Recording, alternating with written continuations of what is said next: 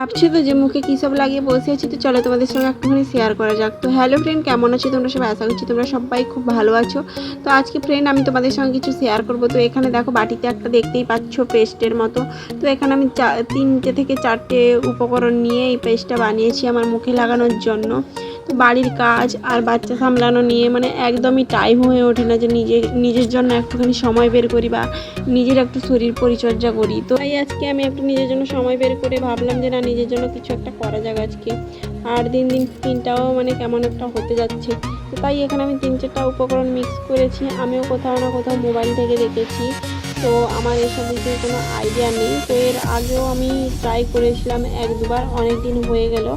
তো রেজাল্ট ভালো পেয়েছি, তাই তোমাদের সঙ্গে একটুখানি শেয়ার করলাম। আর আমার মতো যারা হাউসওয়াইফ আছো বা পার্লারে গিয়ে পয়সা খরচা করতে চাও না, তোমরা আমাকে কমেন্ট করো যে কী মানে আমি কীটা লাগাচ্ছি মুখে। তো অবশ্যই আমি তোমাদেরকে জানিয়ে দেবো বা একদিন তোমাদেরকে দেখিয়ে দেবো।